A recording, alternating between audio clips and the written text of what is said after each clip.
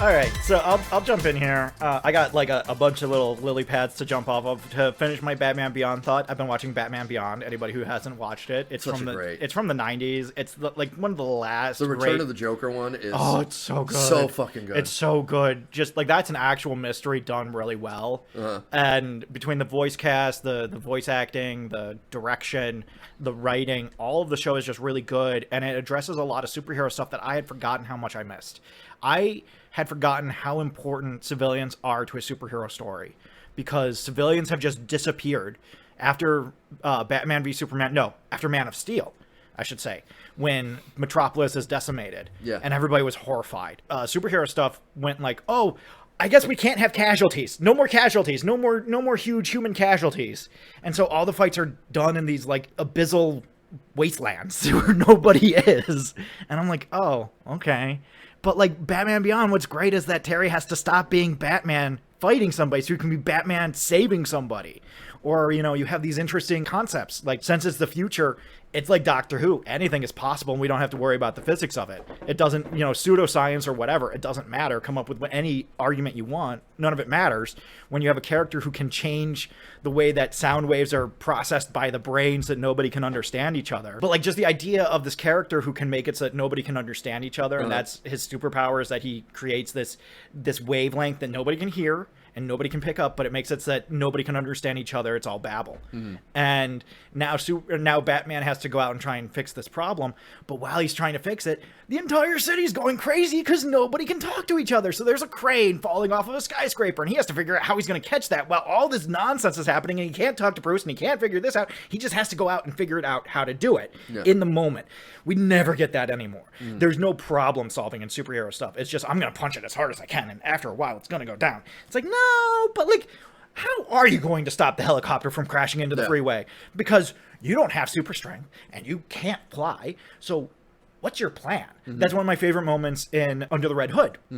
Is when you have the Red Hood blows up a helicopter and it's falling off the top of a skyscraper, and you have Nightwing and Batman being like, okay, I got the helicopter, you go get him, and Nightwing is just furiously stapling down this cable trying to keep it on the building. But it's like, what are you gonna do? You gotta have a plan. We have to do this right now. What do you want to do? And I just don't feel like we get enough of that in other comic book things of like, even Invincible, if we end up getting to it, doesn't really have that. It's more like, I'm just going to punch my way out of this. And then we'll talk about our feelings afterwards. But right now, let's just punch our way out of it. And there's something so nice about having a superhero who has to have more than one thing on their plate. It's not just like, I'm chasing this villain, I have to figure out how I'm going to fight them and what I'm going to do and what my plan is.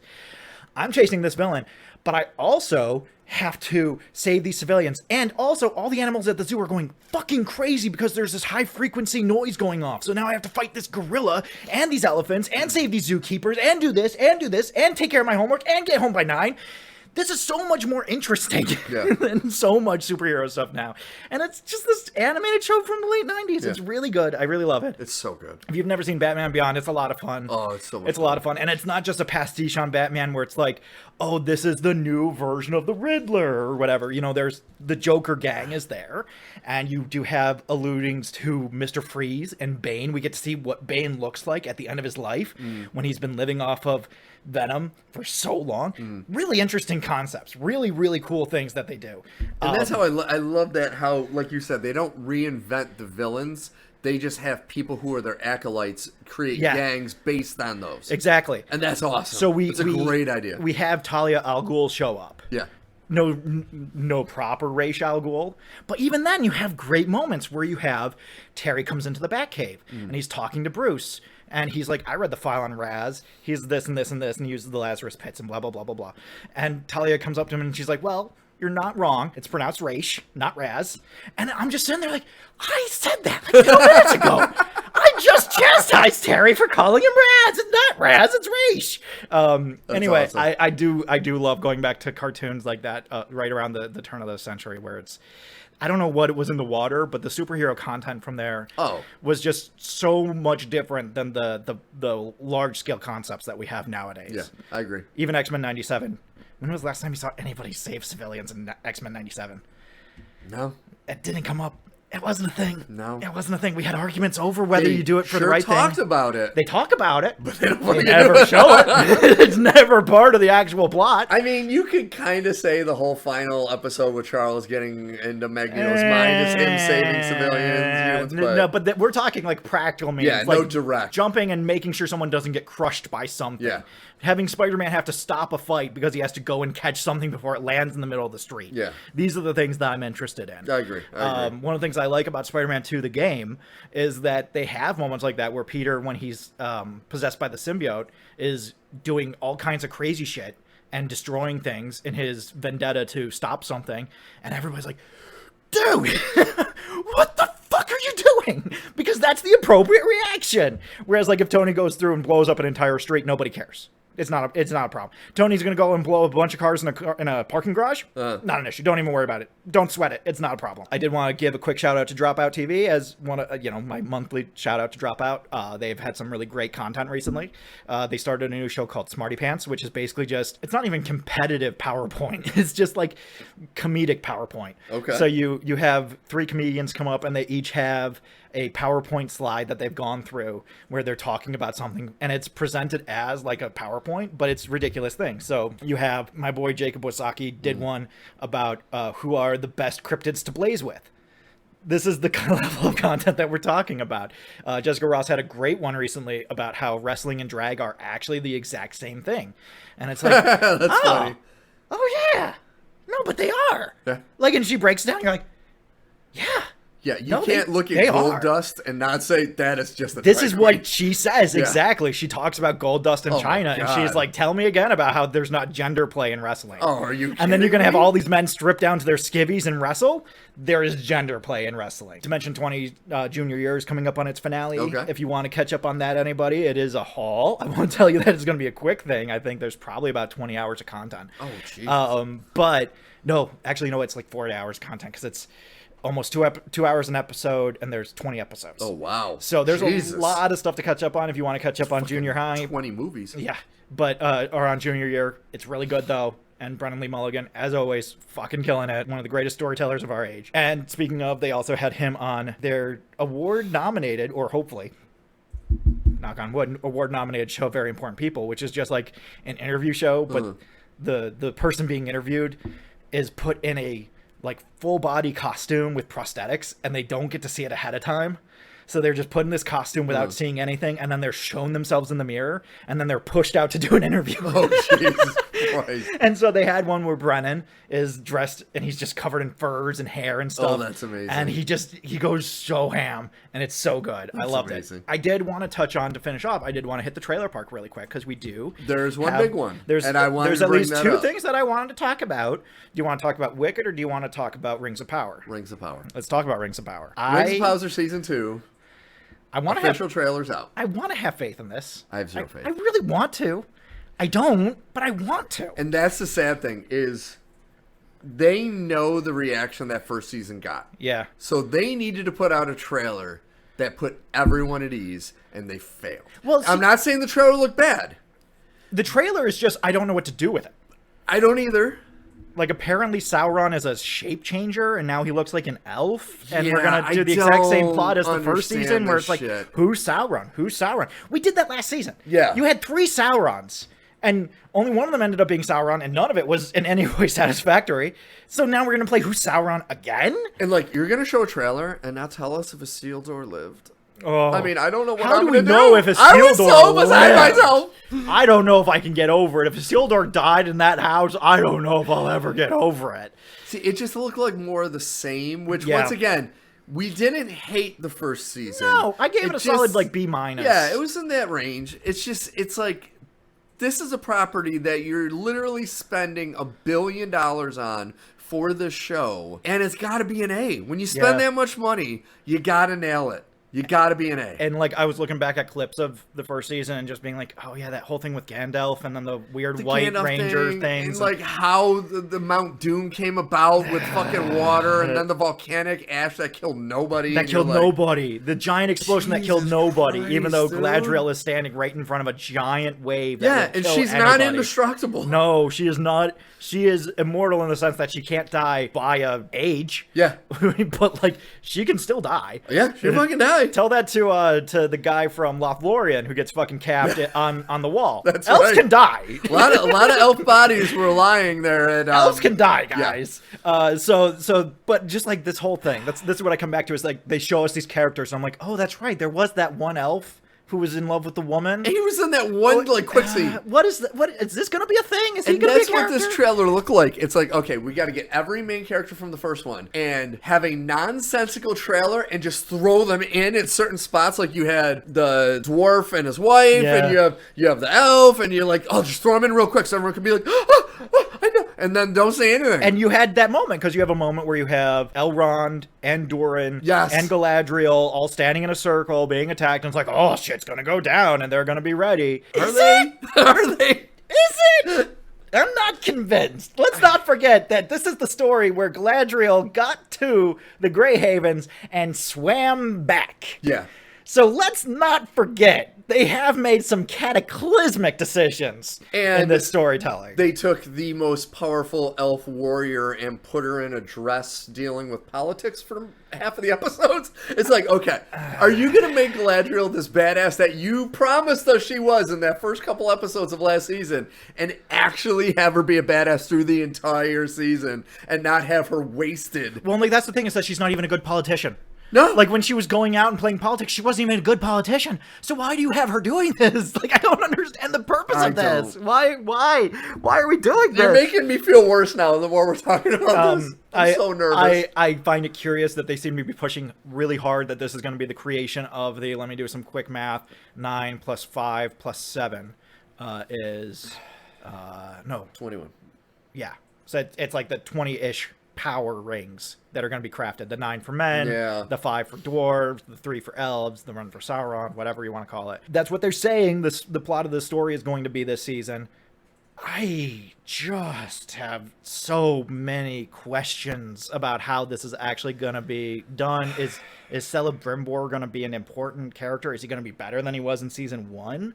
Is the whole High Elf Council thing going to be going on where the tree of Elendil is poisoned? What are we doing?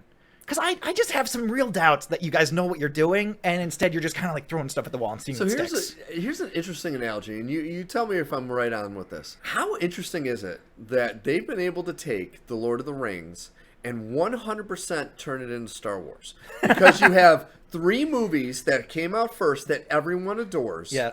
And then you have 3 prequels that come out that people hate. And then you have TV shows that come out that are like very hot and cold. It's like extremely hot and cold. Truly, and now you're talking about a Rogue One movie, which is The Hunt for Gollum, which is truly, it's in between The Hobbit and Lord of the Rings. Yeah. It is fucking Rogue One, and so it's like they are truly following the Star Wars timeline with fucking Lord of the Rings. Further evidence that Star Wars has always been fantasy and space. Anybody who says Star Wars is sci-fi, not sci-fi, not sci-fi, not sci-fi. I got news for you, not sci-fi. I've had this discussion with my son numerous times where I explained to him, because I have which recently I got Star Trek II, The Wrath of Khan poster finally. Oh, you did it. One more. It's fucking awesome. It's not like the one that has Khan with his arms folded. Okay. It's the OG one that has Wrath of Khan in the middle with scenes from the movie around it. Oh. And it has the scene that never made it where David actually was, his mind, he was brainwashed by Khan and he attacks Kirk. Oh. And that's on the poster. It's fucking awesome. Nice. But I was pointing out Star Trek to my son and I'm like, that's science fiction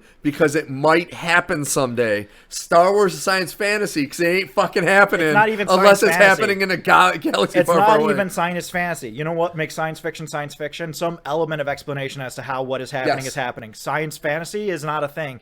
Fantasy in space is what Star Wars is. Yes. There, you know how it's not science? There's no explanation for anything. When they brought in explanations, they said, hey, metachlorians. And we were like, fuck you! Fuck you, Fuck you! Which, oh, by the way, I did go back and after our last episode, I rewatched The People versus George Lucas. Hey, that is such a great documentary. It's such a good doc. It's been a while since I've seen it. It's such a good doc. Dude, that scene where they talk about him going in front of Congress, yes! that gets me so hard right in the core. So it makes me so mad. But no, it makes me so mad. That is truly a great documentary. Yeah. So yeah, no, I agree. We'll see how this goes. At this point, like, they're not at the Marvel level because Marvel is just like cratered, right? Marvel is just like sending missiles into the same crater, and it's like, I guess the crater's bigger today. Yeah. If you want me to think that it's going to get smaller, I don't really have a reason to think that's the case. They don't have a crater the size of Texas over here, Mr. President, but I don't have a lot of faith that this is going to work. We're still talking about sending oil riggers up into space instead of teaching astronauts how to drill for oil. But here's how it will turn into Star Wars. If their Rogue One comes out, which is The Hunt for Gollum, and it has the success that Rogue One had, you know damn well they're going to do sequels. Yep. Oh, yeah. And those sequels will probably be like the sequels. Yeah. 100%. All they need is one success, and then the springboard is going to get put down. They will put down billions and billions of dollars because they think it'll work. There'll be an Aragon Han Solo movie. Like Yeah. The early days of Aragorn and his journeys becoming a Dunedain. And no, I don't want to watch this, guys. I'm going to tell you straight up right now, I don't want to watch this. Ugh. I'm all set. I did want to touch on Wicked because this was a very interesting trailer for me because this was the first trailer that had real plot in it. And I didn't know the plot of Wicked. It was very interesting to see, like, oh, this is the plot. But I'm sitting next to Kelly, who has been more than a Wicked OG. She was into it before it was even a thing. Like, she was into it when it was a book. And so she knows this shit. And I'm just sitting there with her, and she's having the reaction I have to every Marvel movie of, like, but how is this going to work? Yeah. Because you're bifurcating the story, and I'm just looking at what you're presenting to me, and I just don't know if this is going to work. How is this going to work? Yeah. And so I look at it, I say, this looks like it could be interesting. It's not quite what I thought it was going to be, but it looks like it could be interesting. And then I have Kelly sitting there being like, I don't know. And this is in reverse what happens every time a Marvel trailer drops. Kelly's like, oh, that looks like it could be good. I don't know. So we're going to see. I'm not saying that Wicked's going to be bad. I'm very curious to see how they end up landing this plane. The only thing with this trailer, it made me question how dark a tone they're going to take with it. Because I do want to take my daughter. She wants to see this. She loves this shit. But it's like, is it going to get too dark in some moments to bring a 6-year-old, 7-year-old, whenever it comes out, to? Yeah. Or is it going to be light enough that even the dark moments aren't too bad? Yeah. So I'm curious as a parent about that. Once again, I'm the same as you. I never saw Wicked, heard it. I know of it. I know of the story.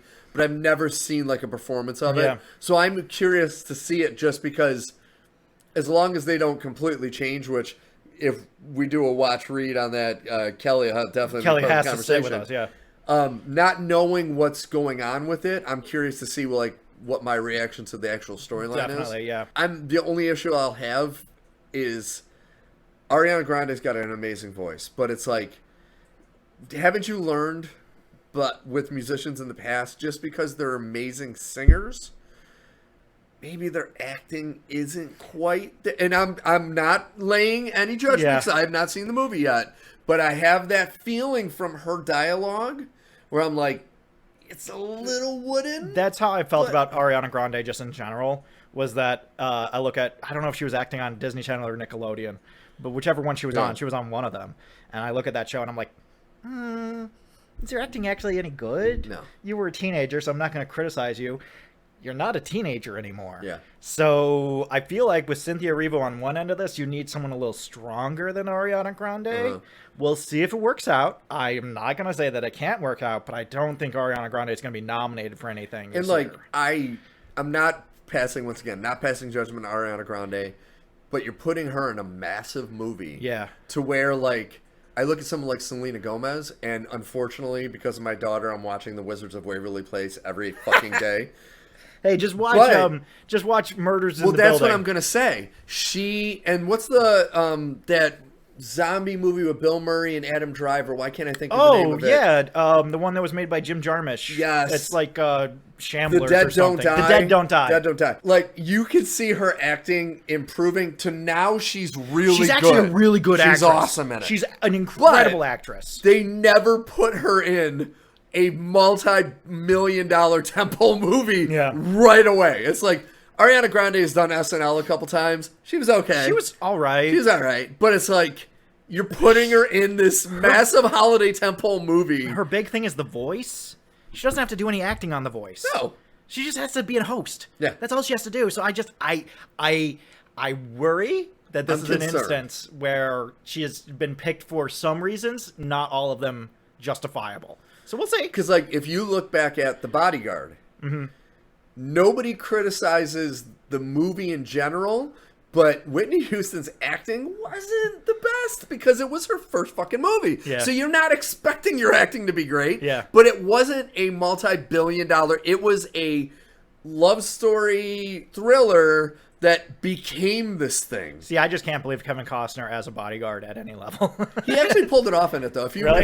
If you watch it again, but see, this was back in the day when he was still like when he did what's that one with Gene Hackman and Sean Young? You know what I'm saying though? It's like you had like Wicked isn't a tiny property, and you're gonna take this individual who once again extremely talented, but acting is a much different animal. Yeah. And I'm not too enthused by the potential. I'm hoping she proves me wrong in this. No and Way she- Out is the movie No I'm Way Out, thinking thank of. you. So, Yeah, no, we'll see how it goes. I have no reason to think that she won't be capable of it. I just haven't seen her be a good actress, but I've also only seen her act in childish things. So Yeah. she hasn't had to be a good actress. So Yeah. we're going to see. We're going to see. It's I'm also one of hopeful. those things where her personality in real life might play into the character a little bit. We're going to see. I think the problem I have with her is she has that, it's just a way of her speaking. She has like that wispy, I really don't like her speaking I don't like voice. that either. And then that's the tone she's bringing to She this. has a good singing voice. I do not like her speaking Yeah. voice. So that's the big thing. Like when I hear her talk, I'm like, I kind of cringe a little. I'm like, Yeah. "Ugh." Yeah. It's like, it's very airy. The voice is Yeah. a component of it. It's a big part of it. You know? But that's what I had. Unless you want to talk about the Dune series that's coming out that I have Nah, I absolutely don't no give a shit feeling about. that. I give a fuck Yeah. about that. It's So- happening.